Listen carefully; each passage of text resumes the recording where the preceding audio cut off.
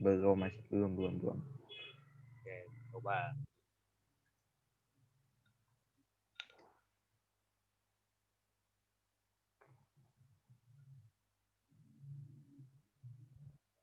Bentar, saya belum ini. Oh, ini nih, bentar.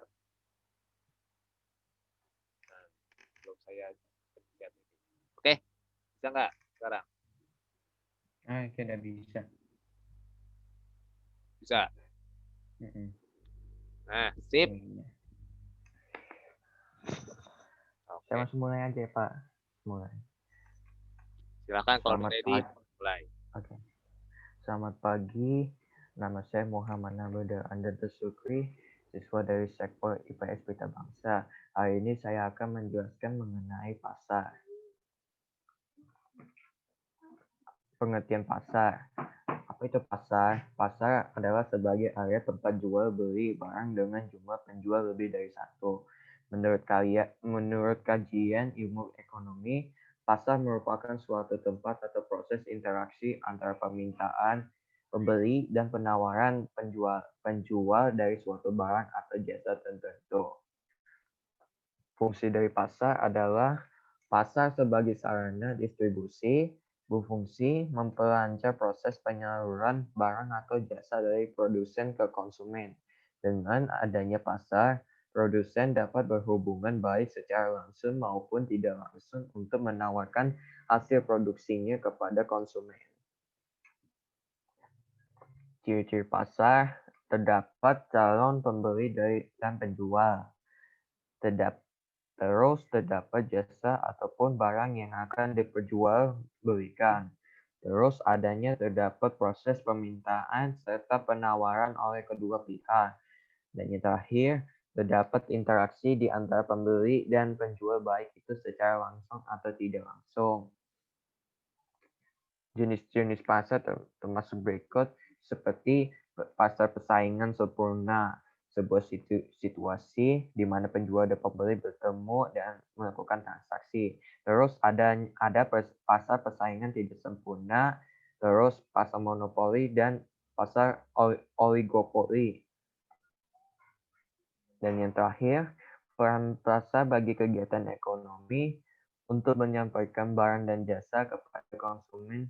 Banyak cara yang dilakukan. Salah satunya adalah melalui pasar, di mana masyarakat akan datang ke pasar membeli berbagai macam kebutuhan sehingga terjadi transaksi dan mengakibatkan perputaran uang yang menjadi penggerak ekonomi rakyat.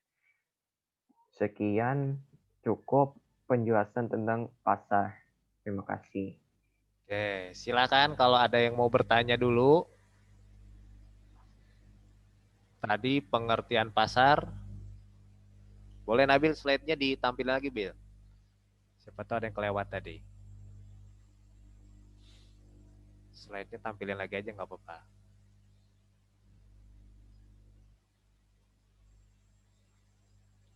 Pengertian pasar tadi ya, pengertian pasar, terus ada disinggung sedikit tentang jenis-jenis pasar.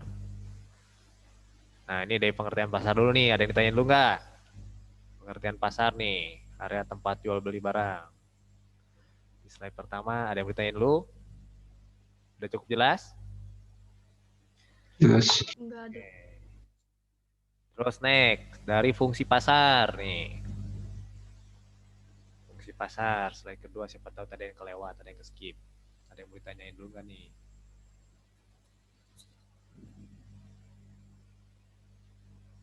Nggak ada? Berarti slide berikutnya.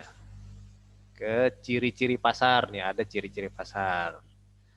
Terdapat calon pembeli penjual, bla bla bla bla, permintaan serta penawaran oleh kedua belah pihak, interaksi, nah, secara langsung atau tidak langsung. Nah, silakan. Nggak ada? Next lagi berarti Jelas. jenis-jenis pasar ini nanti yang dijelaskan lebih detail ya. Nah, ada pasar persaingan sempurna, pasar persaingan tidak sempurna, pasar input, pasar output. Nah, itu yang akan kita bahas nanti. Oke. Peran pasar? Tidak ada? Oke, kalau tidak ada, kita kasih applause dulu buat Nabil. Oke, thank you Nabil. Oke, itu tentang pengertian pasar, ciri-ciri, fungsi, sama peran. Berikutnya masuk di eh, pasar persaingan sempurna dulu nih. Kan tadi Nabil udah singgung sedikit nih. Jadi ada eh, pasar persaingan sempurna dan pasar persaingan tidak sempurna. Nah, yang nanti di presentasi nama Uca di pasar persaingan sempurna dulu. Oke, silahkan Ca kalau sudah ready.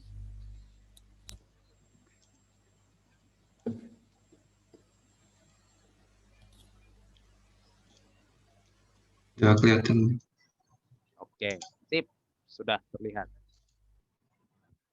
Selamat pagi, hari ini saya akan mempresentasikan tentang pasar persaingan sempurna. Pasar persaingan sempurna adalah suatu pasar di mana jumlah penjual dan pembeli sangat banyak dan produk yang ditawarkan berupa sejenis gitu.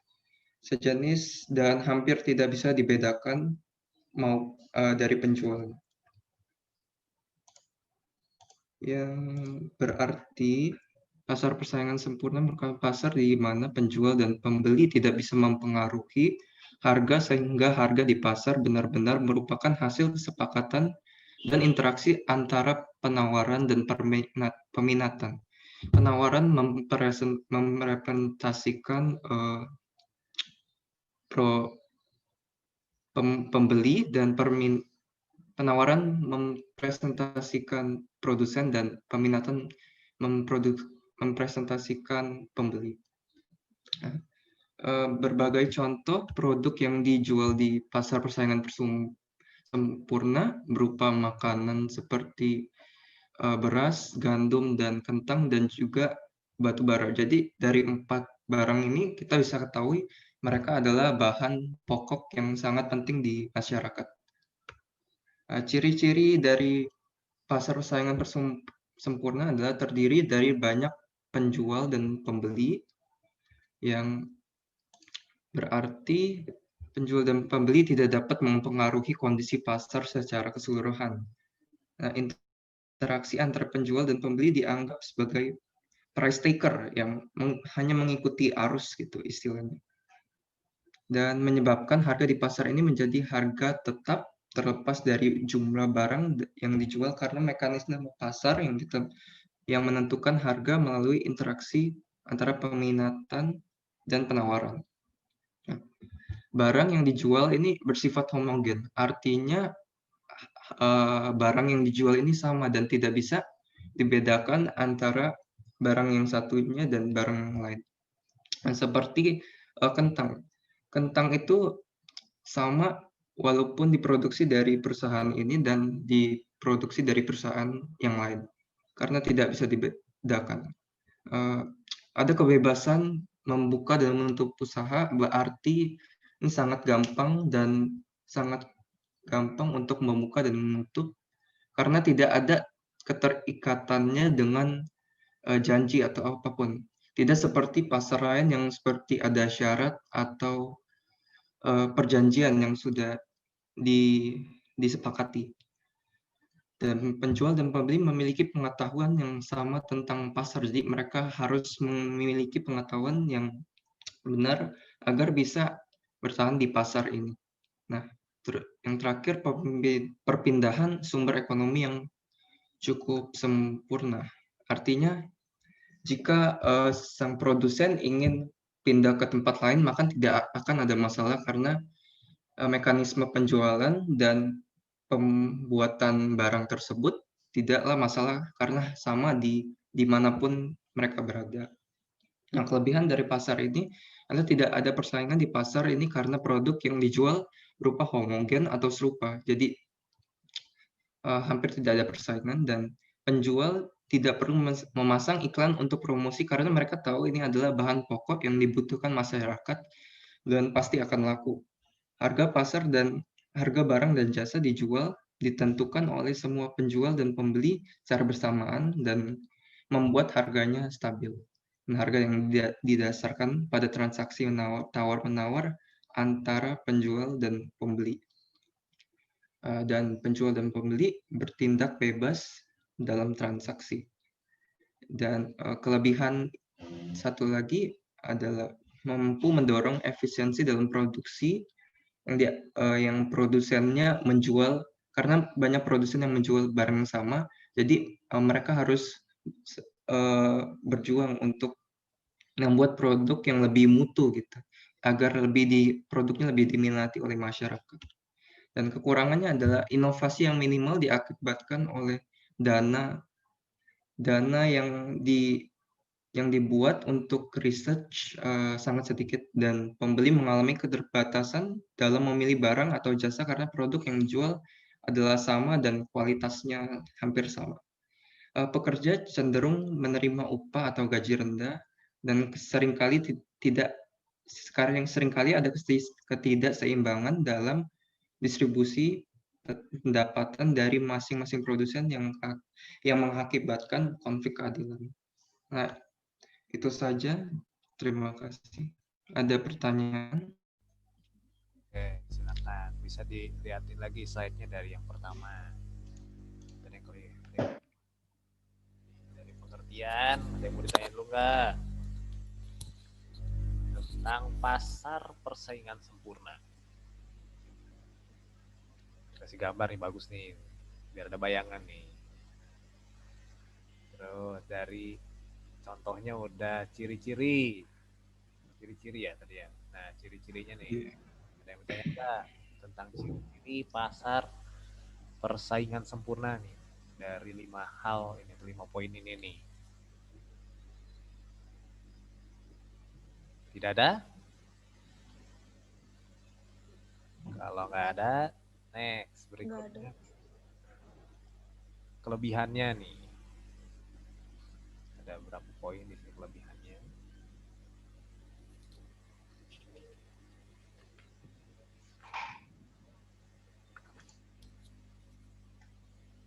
Silakan, kalau ada pertanyaan, nggak ada? Jelas? Kalau jelas, saya mau nanya sih. Boleh. Esther, silakan. Itu contoh produk yang serupa itu kayak mana? Nah, Produk serupa. Ya, kayak bahan pokok. Kalau kayak contohnya beras itu. Beras putih kalau dibuat sama ladang ini dan ladang yang kedua, pasti memproduksi berasnya serupa kan. Rasanya serupa, bentuknya serupa, ya tetap beras ya. Jadi kalau digabung pun juga tidak ketahuan. Karena hampir sangat sulit untuk dibedakan. Jadi itu dibilang serupa.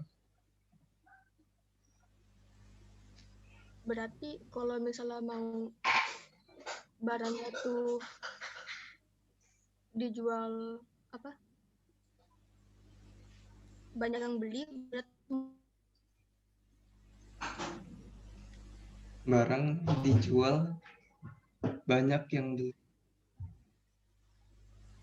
Kalau barang banyak yang dibeli berarti banyak yang minat, dan tergantung ke supply-nya. Banyak atau tidak. Kalau supply-nya banyak, maka harganya akan stabil. Nah, kalau supply-nya dikit, maka harganya akan tinggi. Kayak seperti event-event tertentu kayak Lebaran itu. Harga apa tepung atau daging atau apa itu kan pasti akan meroket kan, karena permintaannya dikit, permintaannya banyak, supply-nya kurang dari itu.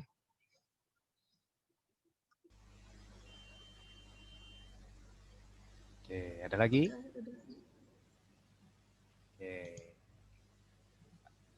Ada lagi? Next, kelemahan berarti kekurangannya nih.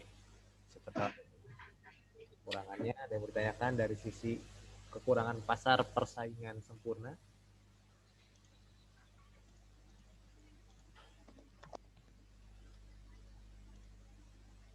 Nanti saya bantu jelasin lagi ya pertanyaan-pertanyaan tadi. Nanti juga saya catat, nanti saya bahas juga. Gak ada? Oke, kalau tidak ada silakan ditutup.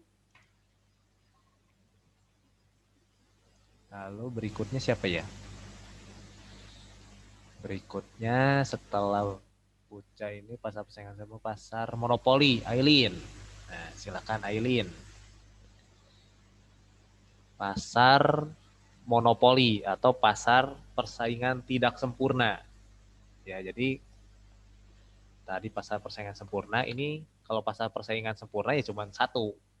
Kayak gitu. Kalau pasar persaingan tidak sempurna ada berbagai jenis pasar lagi. Macam-macamnya banyak kalau pasar persaingan tidak sempurna. Oke? Kalau sudah ready, boleh dimulai Aileen.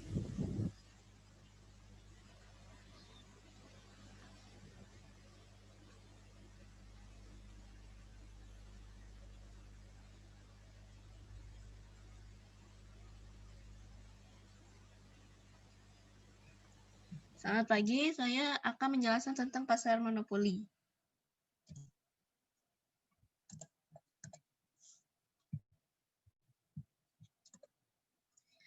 Pengertian dari pasar monopoli adalah suatu bentuk pasar di mana hanya terdapat satu penjual yang menguasai pasar.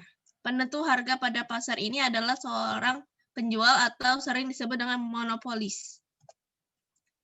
Ciri-ciri pasar monopoli ada dua, yaitu ciri-cirinya yang utama. Ciri-ciri utamanya pasar ini adalah adanya seorang penjual yang menguasai pasar dengan jumlah pembeli yang sangat banyak. Ciri lainnya adalah tidak terdapatnya barang pengganti yang memiliki persamaan dengan produk monopolis. Dan adanya hambatan yang besar untuk dapat masuk ke dalam pasar tersebut. Penyebabnya terjadi pasar monopolis. Pasar monopoli dapat terjadi ketika biaya investasi dan biaya produksi adalah sangat tinggi sehingga jumlah produksi yang harus besar.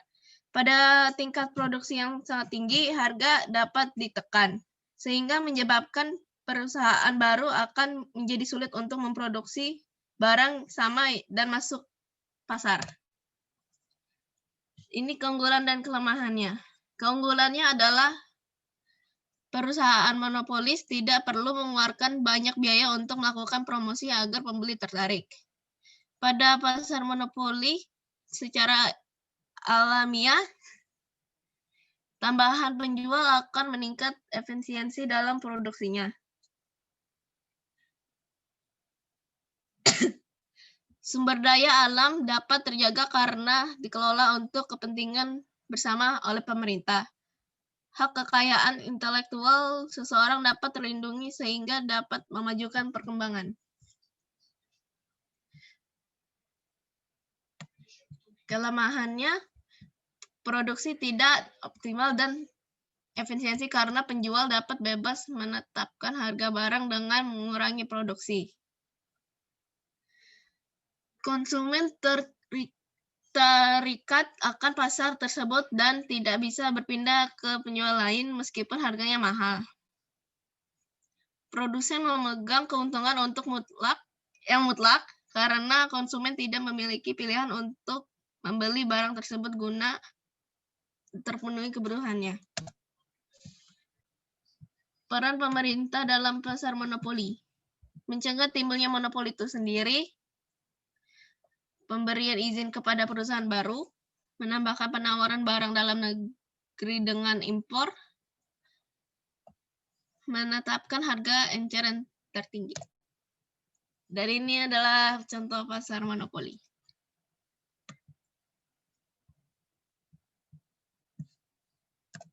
Thank you.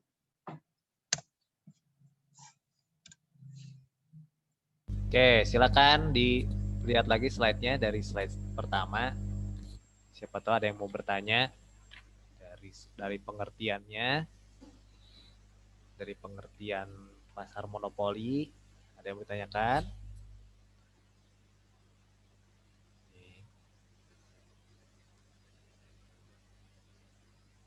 Gak ada. Kalau tidak ada, berikutnya ke slide berikutnya. Ke ciri-cirinya. Ciri-ciri pasar monopoli.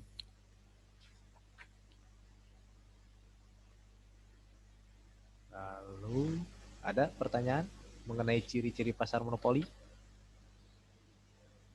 Gimana sang penjual itu bisa menguasai pasar sehingga bisa disebut pasar monopoli. Gimana? Gimana penjual itu bisa menguasai pasar sehingga disebut pasar monopoli?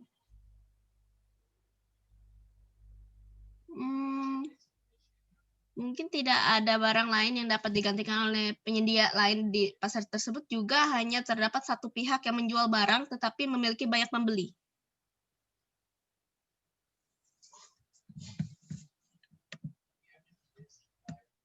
Oke, cukup. Ada lagi pertanyaan atau mau bertanya kembali? Atau ada yang mau menambahkan? Boleh. Boleh nih. Kalau ada yang nanya-nanya gini, saya kasih plus poin. Ada? Masih berhubungan dengan ciri-ciri? Nggak ada ya? Skip. Berarti ke berikutnya apa nih? Setelah ciri-ciri apa ini? Penyebabnya. Nah, ini penyebabnya. Pertanyaan Uca tadi ini berhubungan sama penyebab ini kan?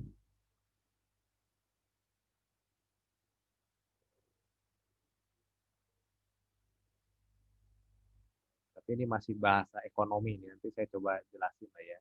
Ini kan bahasanya terlalu apa? Hubungan investasi, biaya produksi. Nah, itu nanti coba jelasin juga lah. Pertanyaan-pertanyaan tadi ya. Oke, berikutnya di kelebihan dan kelemahan. Ada yang bertanyakan dulu nih, keunggulan dan kelemahannya dari pasar monopoli ini, keunggulannya apa, lalu kekurangannya apa? Silakan. Lihat dulu. Berarti kalau misalnya ada toko lain gitu, dia punya barang lebih murah, tapi kan produknya mirip. Berarti yang harganya lebih mahal itu bakal sedikit dong yang minat.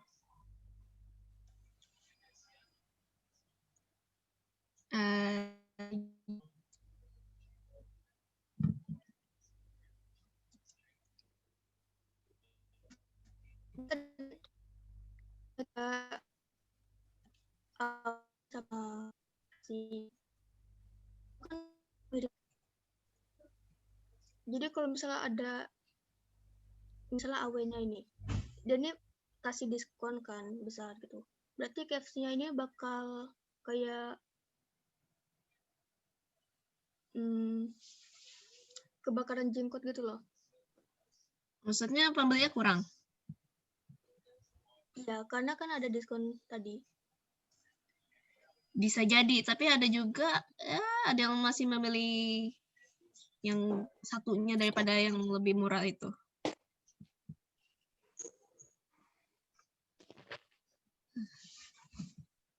Kenapa?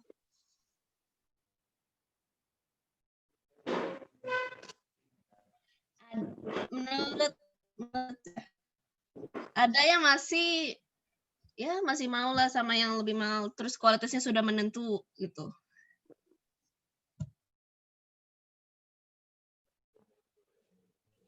Oke. Oke. Ada lagi? Atau ada yang mau menambahkan? Atau ada yang mau menambahkan, boleh. Oke, cukup? Terus berikutnya apa nih setelah keunggulan kelemahan ini? Peran ya, peran pemerintah nih. Bagaimana peran pemerintah menghadapi pasar monopoli?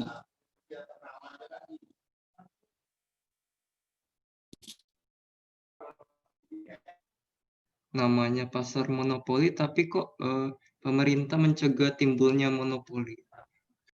Nah, bagus, pertanyaan bagus tuh. Silakan.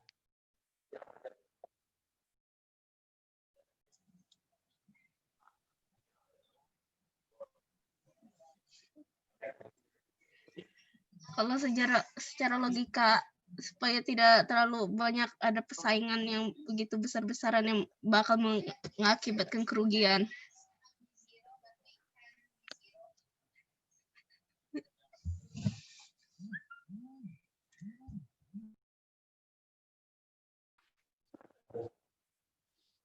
Oke.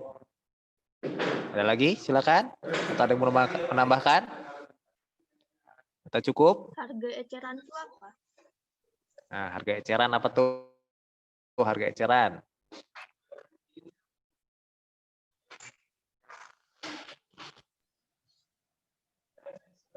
Transaksi antar penjual dan pembeli. Transaksi, oke, nggak apa-apa, saya catat juga ya pertanyaan-pertanyaan ini.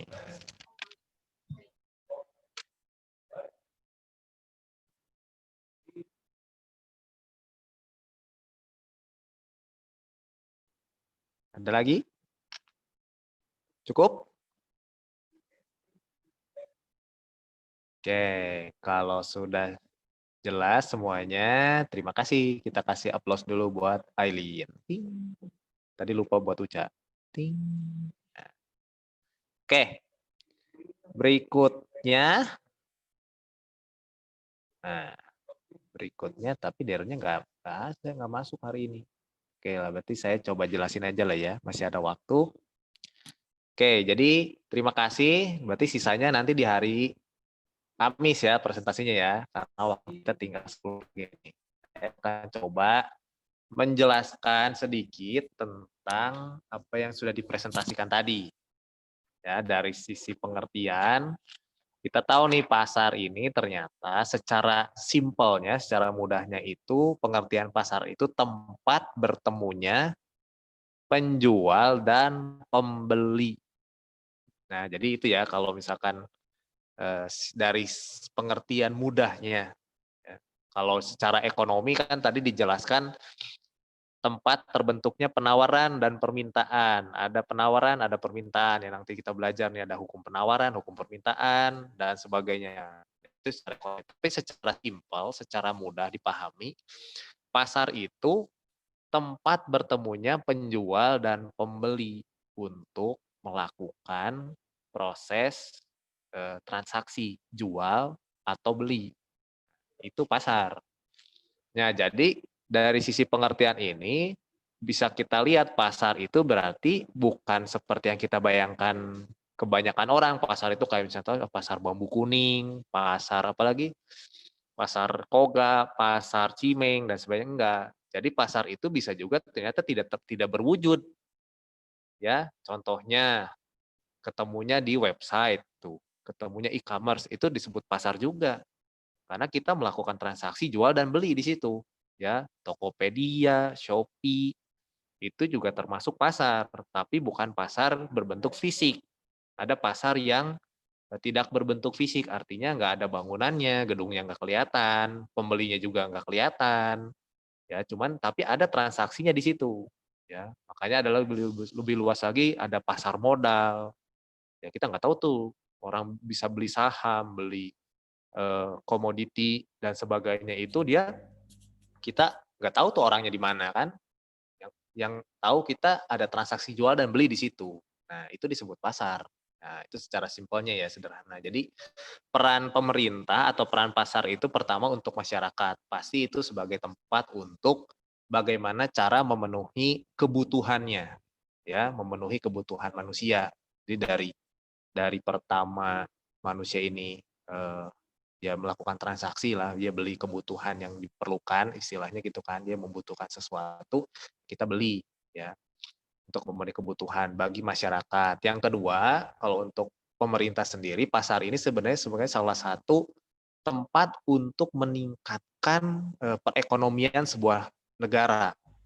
Ya, makanya pasar ini juga sangat makanya tadi kan kenapa di pasar di semua jenis pasar pun pasti pemerintah punya peran di situ. Karena kita ingat kemarin yang lingkar pelaku pemerintah itu kan, rumah tangga konsumen, rumah tangga produsen, di tengah-tengahnya ada pemerintah, harus ada. Ya, karena menghindari hal-hal yang sifatnya bisa merugikan atau misalkan hal-hal yang bisa merugikan entah itu dari sisi produsen atau dari konsumen atau dari sisi negara tersebut. Makanya peran pemerintah ini penting juga. Nah, itu secara simpel dari pengertian sama perannya seperti apa. Ya, logikanya kan kita juga kalau kita mau membutuhkan apa-apa, kita beli, ya kan itu juga mempermudah kita kan, banyak tempat jual beli, berarti kita juga semakin mudah untuk memenuhi kebutuhan kita. Nah, berarti contoh tuh kayak supermarket, kayak itu juga bisa disebut pasar sebenarnya. Indomaret, Alfamart, itu juga sebenarnya disebut pasar karena ketemu penjual dan pembeli di situ. Warung gitu, warung kelontong atau warung dekat rumah, itu juga sebenarnya disebut pasar. Ya, bukan berarti kalian sekarang secara ekonomi udah tahu nih, secara kita udah belajar ekonomi, pasar itu bukan cuma pasar yang ada bentuknya gedungnya, ya, banyak penjual pembeli di situ, enggak juga, ya.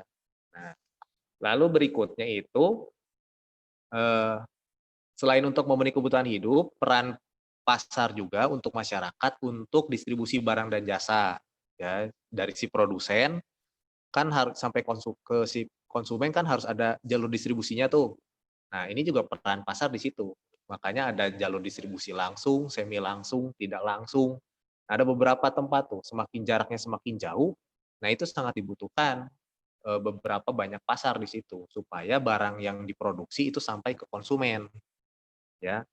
Lalu di pasar juga tempat untuk memperkenalkan produk baru, ya. Ada produk baru atau misalkan kalian nih mau jualan. Nah, itu juga ada tempatnya. Jadi kalian tahu di mana tempatnya nih, offline atau online. Lalu yang tadi saya bilang untuk salah satunya peran untuk dalam sebuah negara, dalam perekonomian sebuah negara ini untuk pembangunan ekonomi negara tersebut, ya. Karena ingat, pemerintah kan nanti dapat dari pajak tuh, pajak yang diberikan dari si konsumen sama si produsen. Nah, itu pajak itu salah satunya digunakan untuk pembangunan perekonomian di negara tersebut.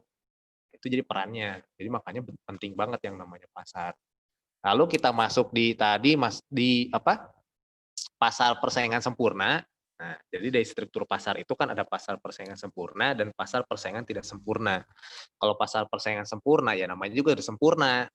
Nggak ada jenis-jenis lagi di dalamnya, cuman satu jenis itu. Nah, yang dimaksud dengan pasar persaingan sempurna, artinya tadi Uca udah jelasin tuh, banyak penjual pembeli, ya. Tapi sekalipun di situ banyak penjual dan pembelinya, nah masing-masing pihak itu nggak bisa tuh nentuin harganya atau istilahnya itu price taker, ya. Kenapa? Karena itu produknya homogen atau sejenis. Dari gambarnya sama, bentuknya sama, kualitasnya sama, warnanya sama, semuanya sama. Contohnya tadi bagus tuh di gambarnya, itu pasar tradisional. Sayur, jual sayur, sayur semua. Dari ujung nih ada 20 penjual, kangkung-kangkung semua. Ada cabai-cabai semua di situ, beras-beras semua. Nah, di situ itu pasar persaingan sempurna. Banyak penjual membeli tapi produknya sejenis. Dan itu kalau pasar persaingan sempurna, produknya itu produk kebutuhan pokok sehari-hari. Kayak contohnya 9 bahan pokok tuh, beras, jagung, ya, dan sebagainya di situ. Nah, itu pasar persaingan sempurna, ya. Jadi siapapun yang jual, mau penjualnya itu berkurang, bertambah, ya nggak pengaruh di situ karena produknya sejenis, semua sama, ya. Terus dia tahu kondisi pasarnya seperti itu. Artinya gini, jadi tidak boleh tuh misalkan si penjual yang satu pasti akan mengikuti misalkan dari 20 penjual itu kan pasti sama tuh orang barangnya sama misalkan beras atau misalkan yang simpel tadi sayur gitu kangkung. Satu ikat 2.000, ya semua akan jual 2.000. Kalau misalkan ada yang satu jual 2.500, dia akan dengan sendirinya menurunkan harga. Karena yang lain 2.000. Nah, makanya sejenis. Orang barangnya sejenis sama, harganya juga sama. Nah, berarti keuntungannya juga sebenarnya yang didapatkan si penjual ya sama, ya. Nah, itu kelebihannya memang ya nggak ada saingan, kayaknya nggak ada saingan ya. Kita mau beli di manapun ya harganya segitu sama. Tempe gitu. Satu potong tempe 2.000 ya 2.000. Kamu mau di situ ada 50 penjual juga harganya sama. Kamu bisa mencari yang lebih murah nggak ada di situ. Karena semuanya sama, ya. Terus ya nggak ada saingan harga juga di situ, orang harganya sama, barangnya sama, terus laku. Namanya kebutuhan pokok sehari-hari. Ya, orang juga mau butuh beras ya beli beras, tinggal beli beras. Beli apa lagi? Bawang, gula, apalagi banyak kan, terigu segala macam ya ada di situ. Tapi harganya juga sama, bentuknya paling cuma beda merek kan, tapi kan intinya sama bentuknya itu barangnya kan. Nah, itu jadi nggak ada saingan. Memang tidak terlihat. Terus nggak perlu nawar juga. jarang orang nawar. Lah orang semua dari ujung ke ujung harganya sama, ya ngapain nawar? Ya, karena nggak enak nanti si penjual yang satu yang saya bilang, oh kok dia bisa kasih diskon lebih banyak, ini lebih dikit. Nah itu nggak bisa. Ya, terus di situ memang ada beberapa kelemahan juga. Selain kelebihannya tadi, memang karena sifatnya homogen tadi barangnya, jadi memang ya produknya kan itu aja. Yang nggak ada istilahnya itu tadi apa ya? Nggak ada inovasi. Ya beras ya gitu-gitu aja tuh, kayak Uca tadi kasih ilustrasi, ya dia yang mau di ladang 1, ladang 2, ya sama bentuknya gitu, warnanya begitu. Ya, nggak ada inovasi lain, nggak ada. Ya, sulit. Jadi inovasinya itu nggak, ya sekarang misalkan yang sayuran, jual sayur, ya mau inovasi apa sayur? Sawi gitu, mau diapain sawi ya sawi mah ya sawi, singkong ya singkong, jagung ya jagung, mau diapain di situ? Orang jual bentuknya begitu. Nah, itu. Jadi memang ya karena itu sifatnya sama dan untuk kebutuhan sehari-hari, istilahnya 9 bahan pokok lah. Ya, kebutuhan sehari-hari. Nah, itu. Terus memang keuntungannya ya memang kelemahannya adalah keuntungannya tidak